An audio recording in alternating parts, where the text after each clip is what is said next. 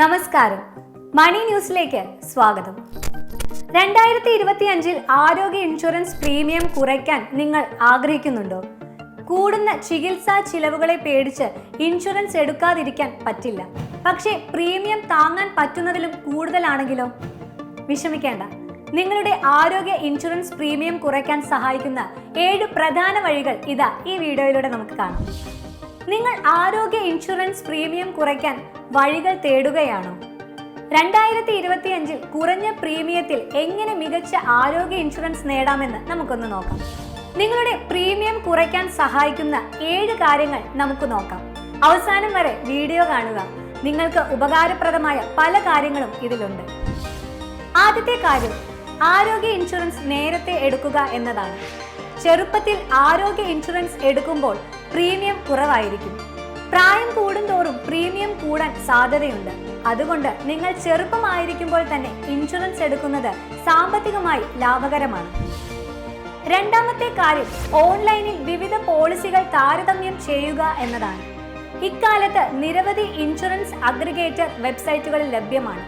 ഇവ ഉപയോഗിച്ച് വിവിധ കമ്പനികളുടെ പോളിസികൾ, അവയുടെ കവറേജ്, പ്രീമിയം, ആനുകൂല്യങ്ങൾ എന്നിവ താരതമ്യം ചെയ്യാം. കൂടുതൽ പോളിസികൾ താരതമ്യം ചെയ്യുമ്പോൾ കുറഞ്ഞ പ്രീമിയത്തിൽ മികച്ച പോളിസി കണ്ടെത്താൻ സാധിക്കും. ഓൺലൈൻ താരതമ്യം എളുപ്പവും സൗകര്യപ്രദവുമാണ്. മൂന്നാമത്തെ കാര്യം, ഉയർന്ന ഡിഡക്റ്റിബിൾ തിരഞ്ഞെടുക്കുക എന്നതാണ്. ഡിഡക്റ്റിബിൾ എന്നാൽ ക്ലെയിം ഉണ്ടാകുമ്പോൾ നിങ്ങൾ സ്വന്തമായി അടയ്ക്കേണ്ട തുകയാണ്. ഡിഡക്റ്റിബിൾ തുക കൂടുമ്പോൾ നിങ്ങളുടെ പ്രീമിയം കുറയും. എന്നാൽ ക്ലെയിം ഉണ്ടായാൽ കൂടുതൽ തുക നിങ്ങൾ അടയ്ക്കേണ്ടി വരും.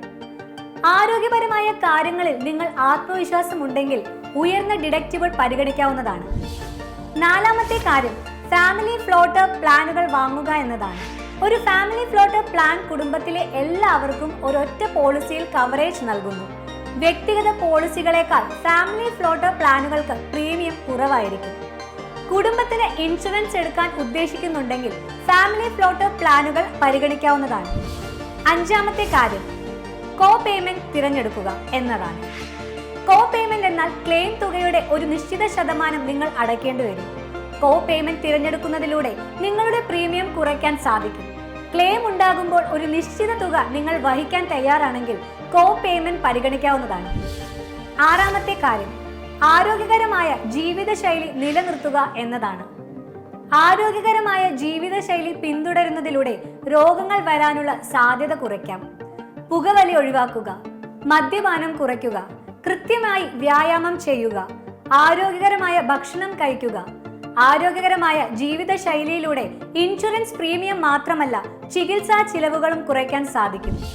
ചില ഇൻഷുറൻസ് കമ്പനികൾ ആരോഗ്യകരമായ ജീവിതശൈലി പിന്തുടരുന്നവർക്ക് പ്രീമിയത്തിൽ ഇളവുകൾ നൽകാൻ സാധ്യതയുണ്ട്.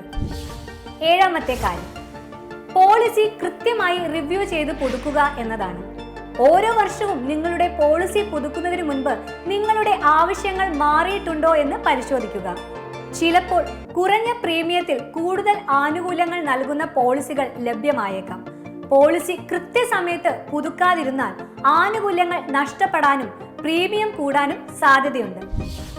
അപ്പോൾ 2025 നിങ്ങളുടെ ആരോഗ്യ ഇൻഷുറൻസ് പ്രീമിയം കുറയ്ക്കാൻ ഈ 7 കാര്യങ്ങൾ നിങ്ങൾ തീർച്ചയായും ഓർമ്മിക്കുക. നേരത്തെ തുടങ്ങുക, ഓൺലൈനിൽ താരതമ്യം ചെയ്യുക, ഉയർന്ന ഡിഡക്റ്റിബിൾ, ഫാമിലി ഫ്ലോട്ടർ, കോ പേയ്മെന്റ്, ആരോഗ്യകരമായ ജീവിതശൈലി, കൃത്യമായ റിവ്യൂ ചെയ്യുക. ഈ വീഡിയോ നിങ്ങൾക്ക് ഉപകാരപ്രദമായി എന്ന് വിശ്വസിക്കുന്നു. ഈ വീഡിയോ ഇഷ്ടമായെങ്കിൽ ലൈക്ക് ചെയ്യാനും കൂടുതൽ ഇൻഫോർമേറ്റീവ് വീഡിയോകൾക്കായി ഈ ചാനൽ സബ്സ്ക്രൈബ് ചെയ്യാനും മറക്കല്ലേ. നന്ദി.